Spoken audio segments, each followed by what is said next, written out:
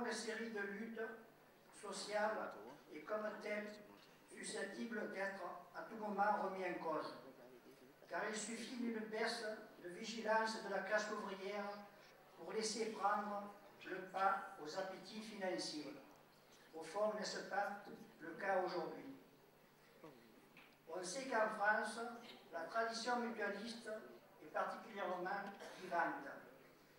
Elle puise ses racines au sein du mouvement ouvrier qui s'était doté de sociétés de secours mutuels.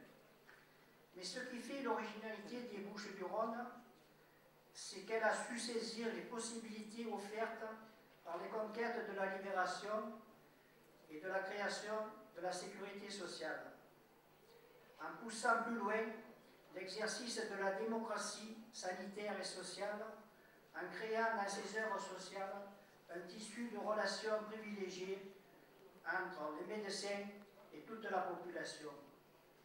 Ces relations ont permis le développement du réseau sanitaire sur la base des besoins locaux en professionnels de santé et en plateaux techniques adaptés aux spécificités d'une population prise dans son environnement global. À Port-de-Bouc, la création des Amis de la médecine sociale, la participation de la mutuelle, la participation de tous les comités d'entreprise et du syndicat des dockers et autres travailleurs de Port-de-Bouc, la participation de la ville, de son maire René Riebon et de toute la population ont permis le financement d'un outil exceptionnel, toujours et encore au service de tous. Au centre mutualiste Michel Goriot, situé le plus grand d'Europe, ces relations nous ont permis d'initier et de développer une expérience originale en matière de santé au travail. Parce qu'il n'était pas question de voir les travailleurs perdre la vie en allant la gagner, et donc sur le constat des inégalités face à la maladie et à la mort, les médecins mutualistes, en lien étroit avec les syndicats, avec les salariés, ont pris le problème des maladies professionnelles à bras-le-corps. Repérage des maladies récurrentes, secteur par secteur. Réalisation d'une cartographie des risques au sein du bassin de l'emploi qui lui permet d'alerter sur les risques et d'attribuer les pathologies à leur cause réelle.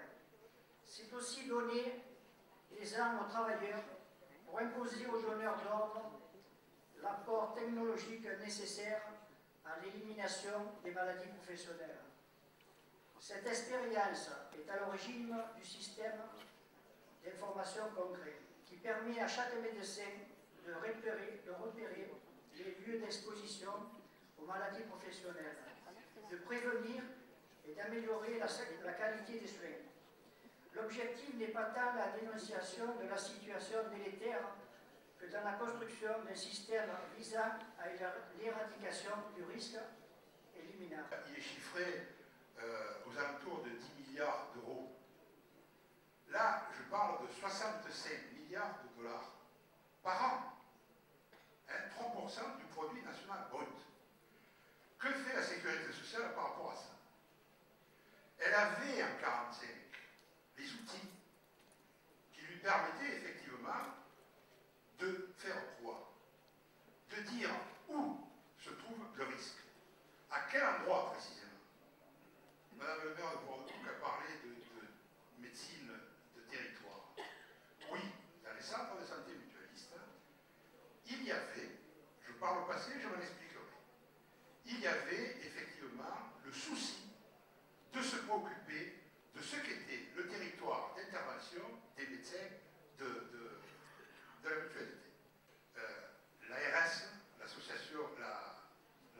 régionale de la santé, a donné certification à une association de médecins qui s'appelle l'Association pour la prise en charge des maladies éliminables, qui a été créée à la suite de la sortie de la mutualité de l'expérience du SIC. Cette association a reçu la certification de l'ARS pour créer une cartographie des risques de la zone industrielle de Fos. Cette cartographie des risques, elle sert à quoi?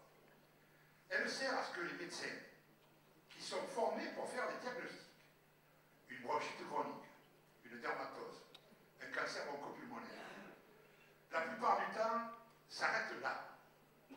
Pourquoi? Parce qu'ils ont fait le bon diagnostic, donc ils vont avoir la bonne étiquette pour mettre en place un plan thérapeutique qui va mettre le patient dans les conditions de le sortir de cette situation. Mais dans la loi française de 1945, il y a l'article L461 de la Sécurité sociale qui dit que tout médecin doit déclarer, lorsqu'il en a le soupçon, et je dis bien simplement le soupçon, pas la certitude, doit déclarer lorsqu'il en a le soupçon tout symptôme, toute pathologie qu'il pense être en liaison avec l'environnement. Cette loi n'est jamais appliquée. Pourquoi? Docteur, déjà 4 minutes là. Oui, non, mais je pense que c'est... Non, mais on est d'accord, mais voilà. Le problème c'est qu'on a 5 minutes pour les débats et encore 5 personnes. Non, mais je vais... Non, mais parce qu'en plus, à mon avis, ça c'est un sujet important, mais... Voilà, alors, écoutez, je pense que si c'est un sujet important, oui, non, mais il faut me laisser... Quant aux autorités rencontrées, c'est important de le signaler quand même, puisqu'en premier, nous avons rencontré l'ARS. L'ARS, nous sommes allés les voir parce qu'avant de faire un projet médical qui demande quand même beaucoup d'investissement, de savoir si on pouvait le faire ou pas, ou s'ils avaient décidé de fermer la clinique mutualiste. Donc ils ont été à notre écoute, et de ce fait, nous les revoyons au mois de janvier, puisque nous avons finalisé notre projet médical de restructuration de la clinique de Bonneveine, et nous avons un rendez-vous début janvier avec l'ARS. Le conseil régional également, bon, il y a notre écoute sans problème. La mairie de Marseille, monsieur le maire Jean-Claude Gaudin soutient bien entendu, comme beaucoup de maires des collectivités, notre projet et nous propose donc de faciliter la rencontre avec le préfet, de pouvoir faire une table ronde. Je crois que je l'ai beaucoup entendu ce soir d'ailleurs, demander. Donc, eh bien, vous voyez, nous on a eu une réponse et j'espère que cela se concrétisera et je n'en doute pas. Donc Dominique Thian lui propose une table ronde avec la direction, mais la direction se refuse de faire cette table ronde, donc toujours pas de réponse à ce jour. Il vous reste 30 secondes. Je sais presque fini. Et le député maire Guy Tessier a posé une question écrite au gouvernement. Voilà. Donc, bien entendu, nous avons fait des pétitions, nous avons tous les CIQ avec nous. Alors, bon, on n'en a pas beaucoup, on a 3000 pétitions, mais je pense que c'est déjà pas mal, et on continue nos actions.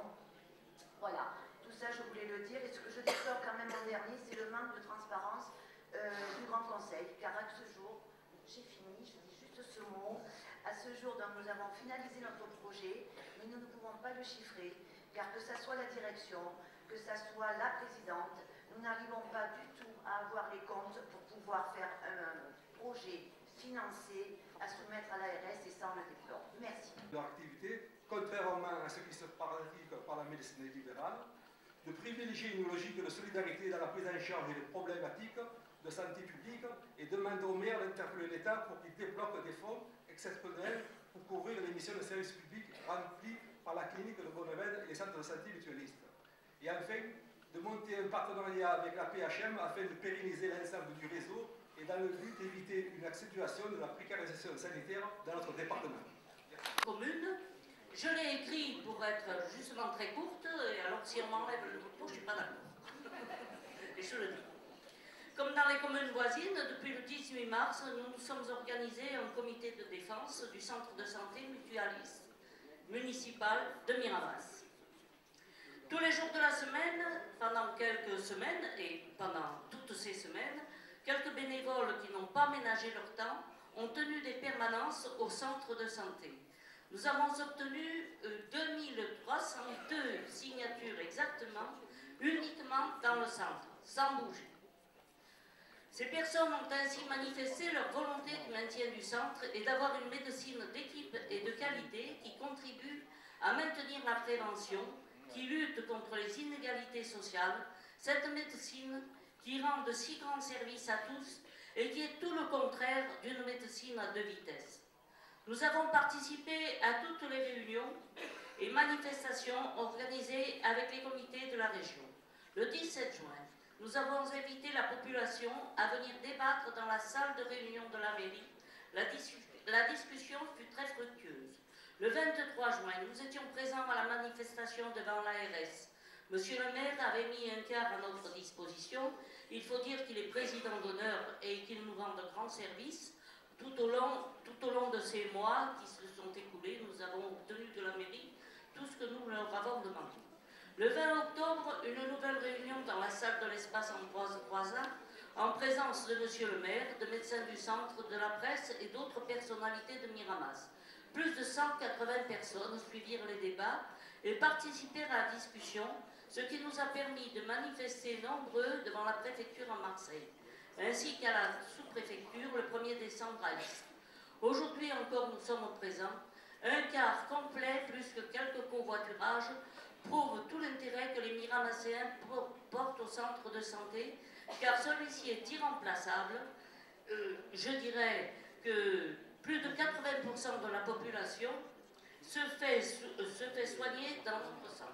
Ce qui est important, parce que nous avons quand même, notre commune a quand même plus de 26 000 habitants aujourd'hui.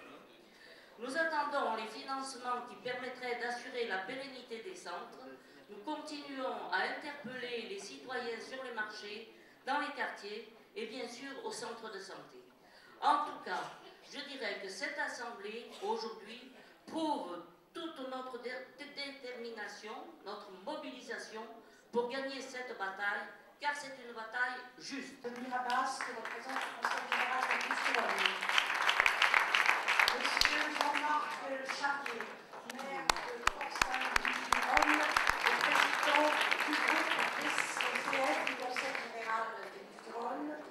J'appelle Patrick Morin, membre du conseil d'administration du Grand Conseil de la Mutualité, et par ailleurs président des mutuelles des championnats de la CIEPA. Le docteur Éric May, président de l'Union syndicale des médecins de santé. Et ensuite, M. Denis Lalisse, secrétaire de la Fédération CGT des organismes sociaux.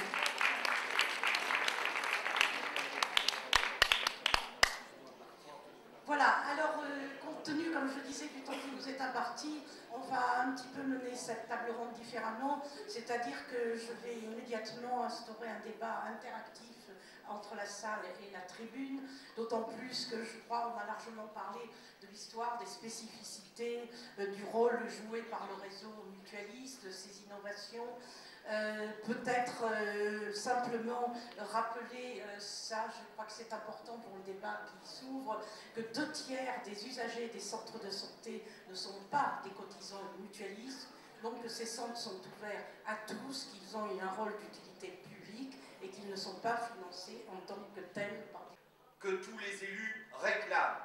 J'entendais d'ailleurs tout à l'heure que des élus de Marseille, de mouvance gouvernementale, la réclamaient. Alors, qu'ils la réclament, ils l'auront peut-être plus facilement que nous, mais surtout qu'ils interpellent le ministre et le préfet, M. Parent, car c'est lui qui doit organiser cette table ronde pour que nous puissions effectivement discuter. Alors, notre collectivité, pour montrer son intérêt, pour montrer son soutien, au-delà des mots, des déclarations que je pourrais faire sur, et j'ai aimé le discours sur l'histoire, d'ailleurs, juste, j'espère que je ne me trompe pas, je le dis à cette personne qui tout à l'heure l'avait fait, c'est que la première forme de mutualisme était les tontines, qui existaient dans les Antilles et en Afrique.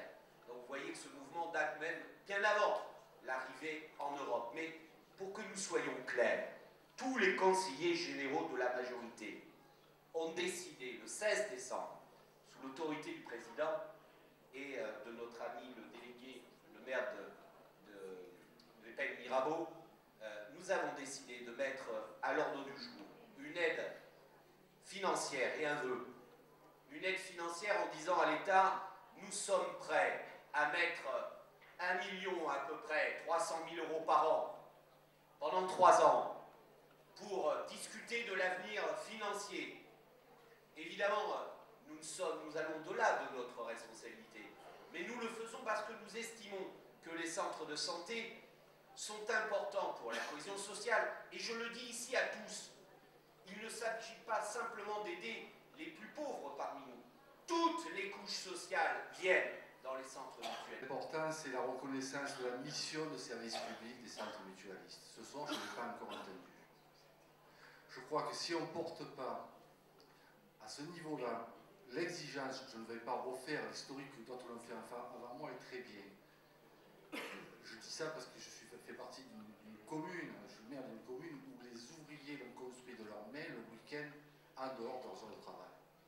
Donc il y a un patrimoine commun qui est le centre mutualiste à Porcel-du-Rhône, mais qui est le même à Port-de-Bouc, à Miramas ou ailleurs, avec une spécificité sur ma commune où il y a 83%, ça fait 7800 personnes qui fréquentent sur 9000 habitants le centre médical à Porcel-du-Rhône. Et avec une spécificité géographique de Porcel-du-Rhône, c'est que nous sommes à 40 km du premier établissement de santé. Et même les médecins libéraux s'inquiètent de la situation parce que si demain le centre médical mutualiste venait à fermer, c'est 60% du plateau médical de la ville qui disparaît. Ils n'auront pas la capacité, ils nous le disent déjà, de pouvoir soigner tous les porcelains médicaux. Revenir aussi sur le fait que, bien sûr, l'ARS est venu me voir, comme elle est venue voir certainement tous les maires. En disant, ne vous inquiétez pas, monsieur le maire, on va mettre en place les maisons de santé, on sera là à vos côtés. Et les personnes qui sont venues me voir m'ont dit, on va monter un projet avec Salène Giraud et Porcel-du-Rhône, puisqu'il y a un territoire commun. Sauf que la personne que j'ai rencontrée ne savait pas qu'entre Salène Giraud et Porcel-du-Rhône, il coule un des plus grands fleuves d'Europe, et qu'il n'y a pas de continuité territoriale entre Porcel-Louis et la commune d'Arles, si ce n'est le fleuve, et qu'à certaines heures, ça vous fait rire, moi ça m'inquiète, c'est les responsables de l'ARS que j'ai rencontrés. Ça m'inquiète. C'est-à-dire qu'ils ne connaissent pas le territoire des Bouches-du-Rhône et ils viennent nous proposer des solutions. Donc moi je pense qu'à un moment donné, il faut prendre cette question avec plus grand sérieux. Bien sûr, les élus que nous sommes engagés dans cette bataille pour maintenir cet outil et le développer. Mais ce qui m'inquiète le plus aujourd'hui, c'est que la non-réponse des services de l'État fait peser une grande menace sur tout le secteur de la santé. Il n'est pas des compétences des collectivités territoriales de payer la santé dans ce pays. C'est à l'État de le faire.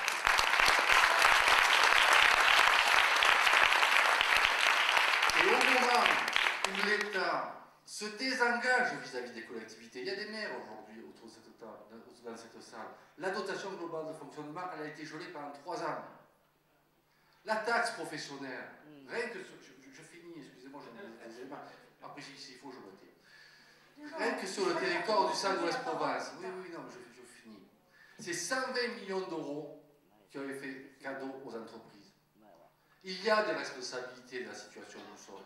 Ce n'est pas une fatalité, c'est qu'il y a eu des choix hier de nous conduire dans la situation où nous sommes aujourd'hui. Et je pense que si nous avons à œuvrer aujourd'hui, c'est à faire reconnaître cette mission de service public, que ce soit à Porcel-du-Rhône comme à Aix-en-Provence. Parce que certes, à Aix-en-Provence, il y a beaucoup de médecins, mais les populations qui vont au centre de santé mutualiste d'Aix-en-Provence, c'est les populations qui vont avoir une santé sociale, solidaire, qui n'auront pas à faire des avances de frais médicaux, qu'ils ne pourraient pas faire demain s'ils devaient aller voir le secteur libéral. Donc je crois qu'il y a des choix à faire, et le préfet et l'ARS ont de grandes responsabilités. Donc, comme moi, défendu dans la majorité régionale l'idée qu'il fallait s'intéresser à cette question de l'offre de soins dans ce département et dans notre région, parce que même si ça ne relève pas d'une compétence obligatoire de la région, j'allais dire peut-être encore moins que pour les autres collectivités territoriales, eh bien la question des inégalités d'accès à la santé dans notre région, c'est une blessure de notre pacte républicain, une blessure telle que la région et son président, qui, comme vous le savez, place au centre de son action la défense du modèle républicain, bien que notre région, notre président, la majorité régionale ne pouvait s'en désintéresser. Et les inégalités d'accès aux soins, vous les connaissez encore mieux que nous.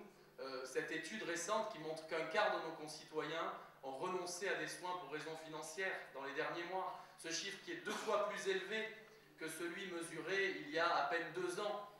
Donc, le recours aux soins, la difficulté du recours aux soins, l'inégalité financière dans le recours aux soins, c'est une blessure du pacte républicain. Et puis, nous sommes une collectivité qui a en responsabilité l'aménagement du territoire. Et donc les inégalités d'accès à la santé, ce sont aussi des inégalités géographiques. Et c'est à travers ce prisme-là, celui essentiellement des inégalités géographiques, mais qui évidemment est intimement lié avec les inégalités sociales, que nous avons voulu appréhender la nouvelle politique de la région en matière de santé. Mais cette politique, évidemment, elle est limitée. Elle est limitée par ce qu'ont dit mes collègues élus, c'est-à-dire limitée par les compétences mêmes des collectivités territoriales, mais limitée surtout par la dimension budgétaire et financière. Et au moment même où l'État met en difficulté les collectivités territoriales, y compris sur les missions que leur accorde la loi, sur les compétences obligatoires, au moment où l'État confie de plus en plus de compétences aux régions, sans leur donner, aux régions et à l'ensemble des collectivités territoriales, sans leur donner par ailleurs les moyens d'assumer ces missions, on marcherait sur la tête si, en plus de ça, les collectivités territoriales devaient pallier aux insuffisances de l'État et de l'assurance maladie, je dois dire, pour les questions de santé. Donc, vous dire à la fois la détermination, l'intérêt, comment dire, l'intérêt au cœur que nous avons de combattre ces inégalités, et en même temps, vous le savez, les limites qui sont celles de notre action, parce que ce serait mentir que de venir aujourd'hui vous parler au nom de la région et vous dire que nous allons pouvoir solutionner seuls, ou même avec les autres collectivités territoriales, cette problématique qui vient de loin. Et excusez-moi d'être un tout petit peu trop long, mais ça me paraît être du ressort du propos préliminaire. Parce que, et là, excusez-moi de faire un peu de politique, la période s'y prête et l'Assemblée s'y prête, la politique au sens noble. Parce que on sait que ça vient de loin, cette situation des mutuelles. Ça a été dit tout à l'heure. On a rappelé l'histoire. Mais enfin, l'histoire s'est accélérée ces derniers temps, avec une idéologie libérale qui a produit la situation dans laquelle aujourd'hui se trouvent les centres mutualistes. Mais la question qui nous taraude, c'est comment vous allez, vous, collectivités locales et territoriales, qui êtes un soutien évident autour de nous et auprès de nous, comment vous allez vous mettre en bac, on dirait en rugby, pour enfoncer la porte de la table ronde. Vous savez, chers amis, il ne suffira pas de changer des têtes en haut. Si on ne change pas de politique, on n'aura rien changé du tout. Alors moi, j'espère qu'on va changer vraiment beaucoup en profondeur. Si demain, un établissement, comme ça, je prends l'exemple de ma commune, mais chaque élu et chaque citoyen peut prendre le sien, si un établissement comme le nôtre venait à fermer sur la commune de Porcel-du-Rhône, ça serait la mise en danger sanitaire d'une population. Or, cette responsabilité-là, je l'insiste, n'incombe pas aux collectivités territoriales. Alors, bien sûr, il nous faut aujourd'hui, dans les plus brefs délais, j'ai rencontré ce matin le sous-préfet d'Arles, je lui ai renouvelé notre vœu. Alors, nous avons créé il y a 15 jours, semble-t-il, un comité de soutien à Porcel-du-Rhône, et en 15 jours, il y a 6 000 électeurs à Porcel-du-Rhône, 6 245, si ma mémoire est bonne. En 15 jours, on a récolté 3 560 signatures. C'est vous dire l'écho qu'il y a dans la population. Et donc, je faisais part ce matin, monsieur le sous-préfet, de la situation.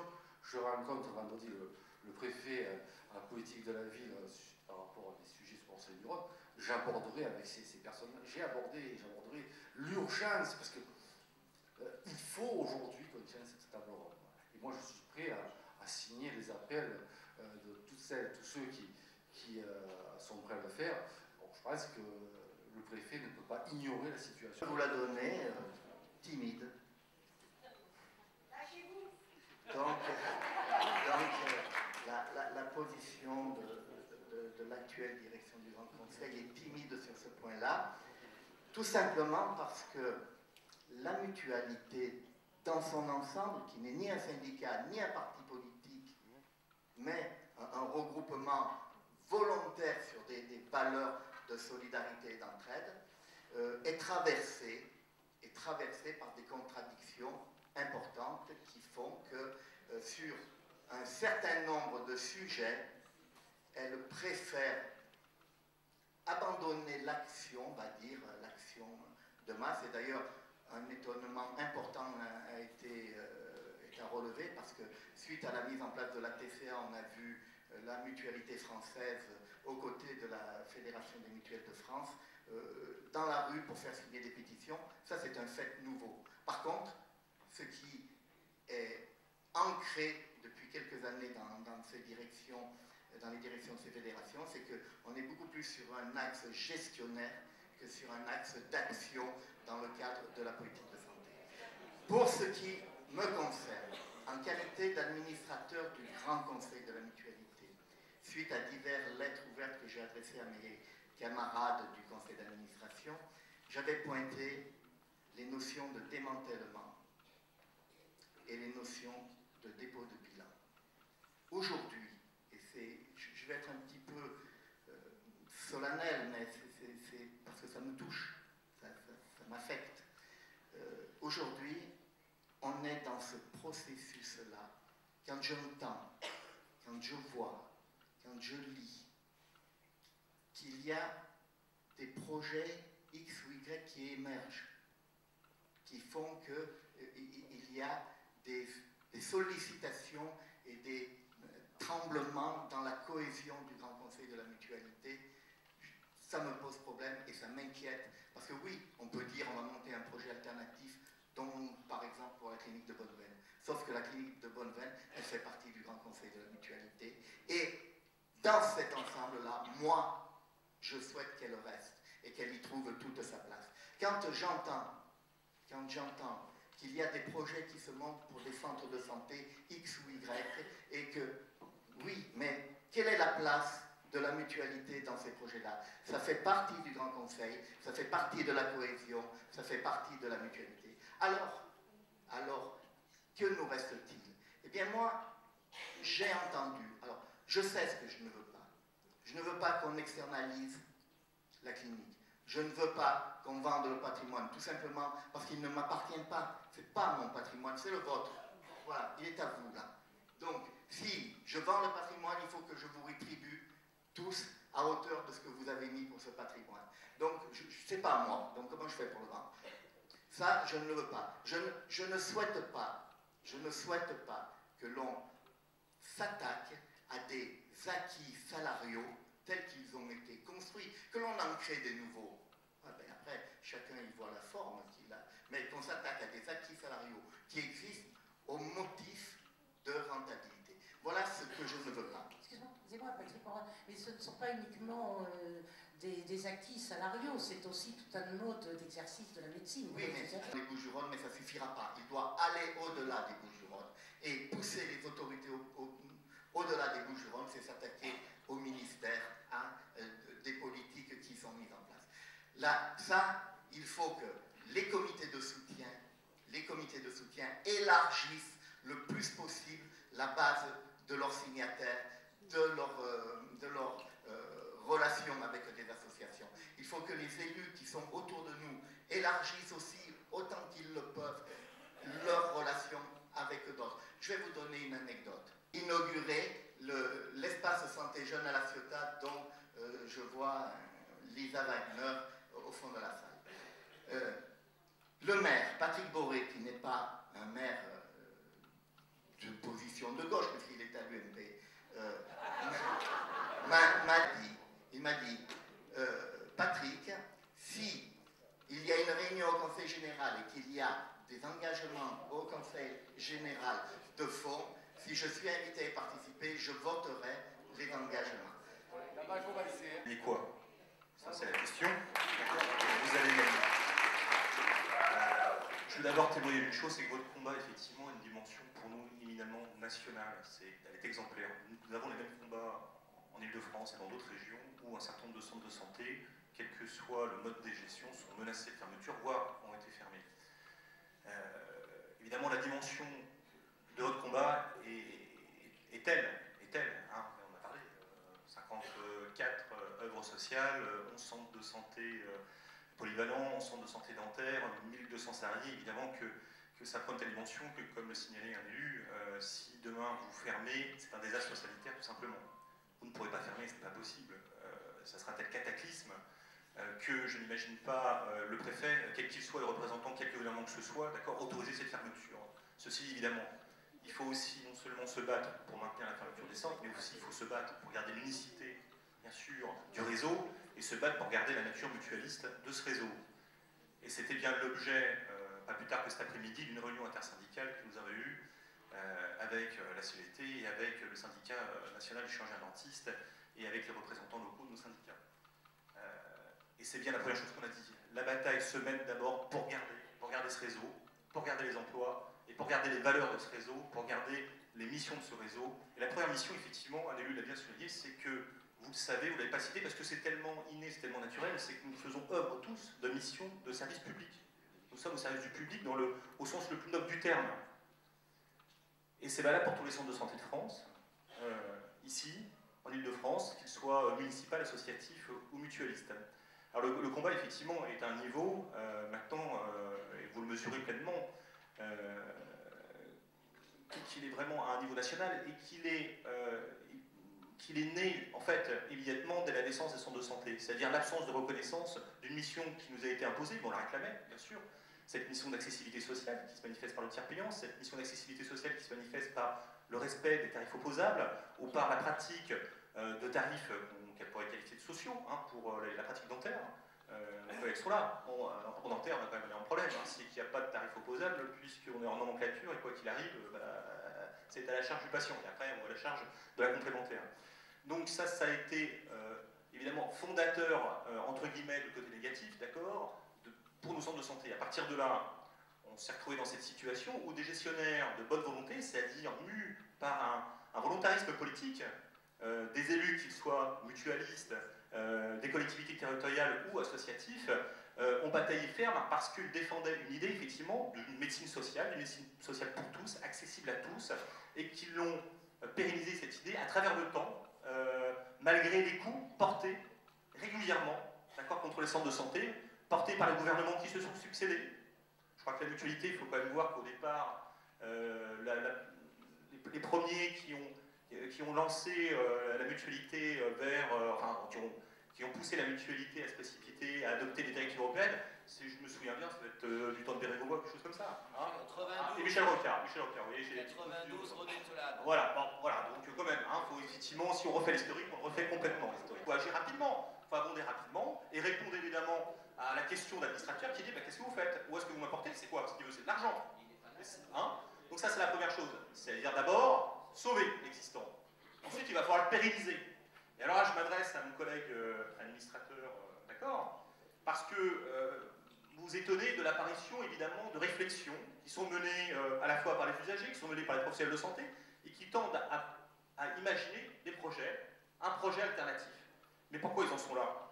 Parce que premièrement, le projet du GCL, pourtant il n'y en a pas, c'est un projet qui n'amènera pas, d'accord, la pérennité de ces centres, et ni même la survie immédiate de ces centres, d'accord, que c'est le vide total, d'accord, que c'est la faillite. Alors c'est une faillite déjà financière, en tous les cas on a ce contact, vous avez parlé de 15 millions d'euros qu'il faudrait, moi j'en étais resté à 6 millions d'euros, mais sont quand même 6 millions, on doit pouvoir les trouver quand même rapidement, maintenant c'est 15 millions, mais c'est aussi une faillite morale, c'est l'abandon des valeurs de la mutualité, c'est l'abandon des valeurs, évidemment, de cette idée formidable qu'on a tous et qui est née effectivement au lendemain de la guerre et qui était, on a parlé d'Ambroise Croizat, qui est à la fois, on a dit syndicaliste CGT, père de la sécurité sociale et inventeur de la mutualité. Bon, il a tout fait, garçon, c'est formidable, d'accord, mais pourquoi? Parce que nous sommes actuellement dans un contexte effectivement économique, enfin économique, qui a été quand même un petit peu, d'accord, téléguidé, on peut toujours remettre, d'accord, sur le dos des banques et des finances, d'accord, mais qui tente